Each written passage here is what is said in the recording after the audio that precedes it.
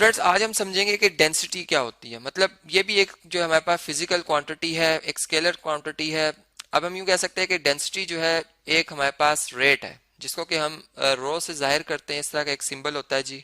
अब इसमें हम यूं बात करते हैं कि अगर मेरे पास फर्ज करें कोई ऑब्जेक्ट है जिसका कोई एक मैस, मतलब उसके जो पार्टिकल्स की तादाद है उसको हम मैस कहते हैं, जो कि 1 क्यूबिक मीटर में वॉल्यूम वाले ऑब्जेक्ट में उसने ये इतनी क्वांटिटी आ गई है, इसकी इतना मैस आ गया। तो वो जो एक रेट आएगा मेरे पास वो उसकी डेंसिटी बताएगा। मतलब अब मैं इसको एक सिंपल एग्जांपल से ऐसे समझाता हूँ कि मैं एक ऑब्जेक्ट है, एक कंटेनर बनाता हूँ, ठीक है, गिलास बना ले या ऐसा से एक क्यूबिक एक बॉक्स है, ठीक है। इस बॉक्स के अंदर मैं एक जगह पर सैंड, मतलब रेत डालता हूँ, ठीक है। और इसी बॉक्स में मैं एक जो है वो वाटर डालता हूँ, ठीक है। अब दोनों का वॉल्यूम मैंने क्या कर लिया जी, कांस्टेंट रख लिया। मतलब इसका भी और इसका दोनों का वॉल्यूम कितना है जी, 1 क्यूबिक मीटर है, ठीक है। अब इसमें मैंने वाटर जो है वो पोर किया है।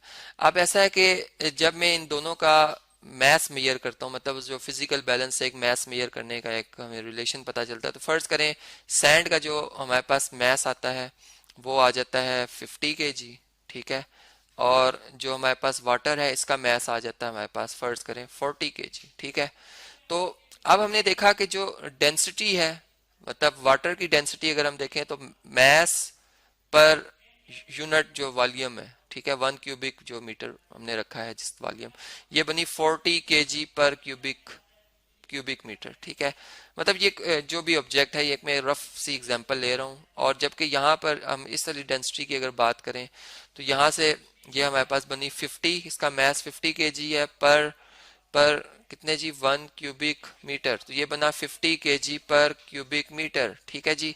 तो अब यहाँ से हमें ये बात पता चलती है कि जो इसीलिए हमें जो सैंड है, ठीक है, छोटे से कंटेनर में जो है वो ज्यादा भारी महसूस होती है, जबकि उतनी उतनी कंटेनर में वाटर हो तो वो हमें कम भारी महसूस होता है। डेंसिटी ज्यादा है। डेंसिटी से हमें यहाँ से फिर बात ये पता चलती है कि किसी भी ऑब्जेक्ट की डेंसिटी जो है वो इंक्रीज करती है अगर वॉल्यूम को हम कांस्टेंट रख लें।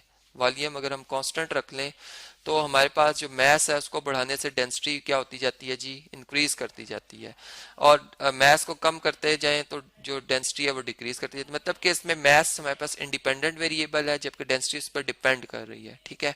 तो अब हम यूं बात कर सकते हैं कि जो डेंसिटी है इसका जो रिलेशन मैस से बना वो डायरेक्ट रिलेशन बन गया इस तरह से, ठीक है। तो ये अब हमारे पास एक रिलेशन आ जाता है।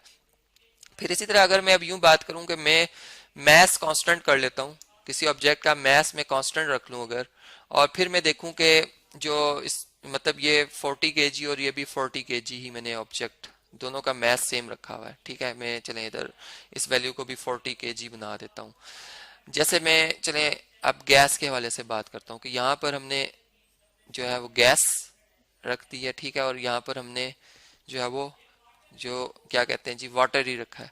अब हम देख रहे हैं कि जो गैस है वो जैसे एक बैलून हो, ठीक है। वॉल्यूम अब मैं कांस्टेंट नहीं रख रहा हूँ, वॉल्यूम हम अब देख रहे हैं कि एक गैस हम एक बैलून में जब हम एक गैस फिल करते हैं 50 kg तो वो बहुत ज़्यादा एक्सपैंड कर देता है, तो बहुत ज़्यादा उसका वॉल्यूम होता है। जबकि उसी की निस्बत उसी बैलून में अगर मैं एक जो है वो वाटर एंटर कर दूं 40 kg जिसका मैस हो, तो वो कम एक्सपैंड होगा। मतलब वो जो गुब्बारा है वो हमें कम फूला हुआ नजर आएगा, जबकि गैस के केस में वो बहुत ज्यादा एक्सपैंड हुआ नजर आएगा। तो इसका मतलब ये हुआ कि अब वॉल्यूम के इंक्रीज करने से क्या डेंसिटी पे क्या फर्क पड़ता है। अगर हम इसको देखें तो यहाँ से इस तरह से हमने देखा कि जो वॉल्यूम था, ठीक है, वॉल्यूम को जब हमने इंक्रीज किया, ठीक है, मतलब इंक्रीज किस वजह से हुआ कि हमने इसमें जो मैस एंटर किया है तो उसकी वजह से, ठीक है। तो डेंसिटी जो है वो क्या हो रही है जी, वो डिक्रीज हो रही है, ठीक है। और इस इधर से भी हमें दोनों में मतलब एकदम से बात पता चलती है कि वॉल्यूम के बढ़ने से जो होता है वो क्या होता है जी, डेंसिटी डिक्रीज करती है। मतलब इनमें इनवर्स वेरिएशन है। तो इसका मतलब ये हुआ कि जो गैस है, अगर हम गैस के मालिक्यूल्स को भी देखें तो इनमें कम जो है वो अट्रैक्टिव फोर्स होती है। मतलब ये एक दूसरे से दूर दूर होते हैं, कम डेंसर होते हैं, जबकि वाटर के मालिक्यूल्स एक दूसरे के बहुत नज़दीक नज़दीक होते हैं। मतलब ये ज्यादा इनकी डेंसिटी होती है, मतलब एक छोटे सी स्पेस में बहुत ज्यादा मॉलिक्यूल्स आ जाते हैं वाटर के, जबकि गैस के एक मतलब ये कह सकता हूँ कि मैं इतनी बहुत ज्यादा जगह घेर लेते हैं थोड़े से मॉलिक्यूल्स, ठीक है। तो फिर यहाँ से जो रिलेशन बना वो इनवर्स का बना, डेंसिटी का जो है वॉल्यूम के साथ। ओवरऑल अगर हम इन दोनों रिलेशंस को मतलब मैथ से डायरेक्ट और वॉल्यूम से इनवर्स कंबाइन करें तो ऊपर जो मैंने फार्मूला बनाया था डेंसिटी का वो प्रोपोर्शनल होगी ज्वाइंट वेरिएशन जो बनती है वो मैथ ओवर वॉल्यूम की। और फिर अगर मैं इसमें प्रोपोर्शनलिटी ऑफ कांस्टेंट इंट्रोड्यूस कराना चाहूँ के, तो ये के टाइम्स मैथ ओवर वॉल्यूम, ये हमारे पास जो है एक रिलेशन बनेगा जिसमें कि के की वैल्यू फिर हम अगर 1 रखते हैं, 1 ले लें, तो ये हमारे पास जो है हमारे पास इसकी वैल्यू क्या बनेगी, मैस, मतलब ये जो फार्मूला बन जाएगा वो density equal to mass over volume बन जाएगा, ठीक है जी। तो इस तरह से ये हमारे पास एक रिलेशन बनता है जो कि फिर हम किसी भी जगह पर हमें डेंसिटी अगर मालूम करनी हो तो हम ये रिलेशन जो है वो इस्तेमाल करते हैं। तो अब अगर हम इन सारी बातों को कैलकुलेट करके एक सिंपल सी बात देखें तो हमें ये अगर हम शायदा करना चाहिए, देखना चाहें कि एक जो घरों में हम वाटर इस्तेमाल करते हैं, ठीक है, जो कि ना नमकीन होता है ना मीठा होता है, मतलब मैं एक ऐसे वाटर की बात कर रहा हूँ जो कि जिसका कोई टेस्ट ना हो, ठीक है, मतलब उसमें कोई इम्प्योरिटी ऐड नहीं है, ठीक है। तो अब हम यूं कहते हैं कि अगर वो वाटर हम, मतलब एक एक्सपेरिमेंट के थ्रू मैं बात कर रहा हूँ कि वो वाटर हमने जो है अगर 5 लीटर उसका वॉल्यूम था, ठीक है, मतलब वॉल्यूम आप जानते हैं कि एक बीकर ले लें या एक गिलास ले लें और उस गिलास जो कि 3 डायमेंशनल सरफेस होती है उसकी मतलब लेंथ है, ब्रेथ है, हाइट है, अब उसमें जितने भी वाटर मॉलिक्यूल्स होंगे उनकी क्वांटिटी को हम कहते हैं कि वॉल्यूम है, ठीक है। तो हम ये कह रहे हैं कि अगर एक बीकर ले लें या गिलास लें उसमें या एक इस तरह के कंटेनर लें इसमें 5 लीटर वाटर आ जाए और उसका हम मैस मेजर करें वो आ जाए 5 kg, ठीक है।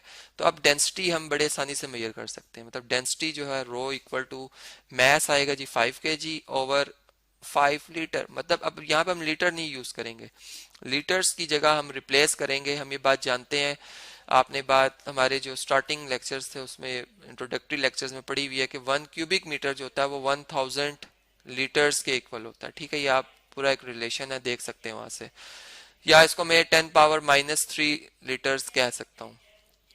तो और अगर मैं इन अदर वर्ड्स अगर ये कहूँ कि ये जो हमारे पास ये जो क्वांटिटी आ रही है, ठीक है, मतलब सॉरी 10⁻⁻³ मैंने नेगेटिव लिखा, ये इसकी वैल्यू होती है, ठीक है। तो इसका मतलब कि फिर यहाँ पे तो लीटर्स में हमें गिवन है, तो यहाँ से अगर मैं इसको 10⁻⁻³ को अगर दोनों तरफ डिवाइड कर देता हूँ इससे, यहाँ भी और यहाँ भी, तो यहाँ से ये कैंसिल हो जाएगा और 1 लीटर की जो वैल्यू आएगी हमारे पास वो इक्वल टू आ जाएगी 1/10⁻³ या जिसको हम 10⁻⁻³ चूंकि लॉ ऑफ एक्सपोनेंट के मुताबिक अगर डिनोमिनेटर से न्यूमरेटर में नंबर शिफ्ट होता है तो उसकी एक्सपोनेंट के साइन तब्दील हो जाते हैं, ये क्यूबिक मीटर में आ जाएगा हमारे पास वॉल्यूम जो कि 1 लीटर का एक रिलेशन है। तो यहाँ पर 5 लीटर की जगह, अब लीटर की जगह हम लिखेंगे 10⁻⁻³ क्यूबिक मीटर, ठीक है जी।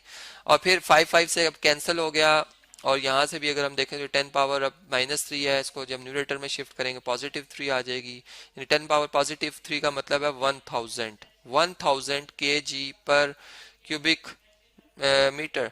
मतलब हम यूं बात कर सकते हैं कि 1 क्यूबिक मीटर का जो हमारे पास कोई कंटेनर होगा, ठीक है, उसमें जो वाटर का मैस आएगा वो कितना आएगा 1000 kg आ जाता है। एक ये उस वाटर की बात कर रहा हूँ जिसमें और मॉलिक्यूल्स उसके अंदर शामिल नहीं है, यानी इम्प्योरिटीज वगैरह शामिल नहीं, सिर्फ वाटर ही के मॉलिक्यूल्स शामिल हैं, ठीक है। तो ये एक रिलेशन जिसको कि हम फिर अपने न्यूमेरिकल्स के लिए इस्तेमाल करेंगे कि कहाँ जहाँ पर हमें उसकी ज़रूरत पड़ेगी कि हमें डेंसिटी ऑफ वाटर इसमें इस्तेमाल करनी है।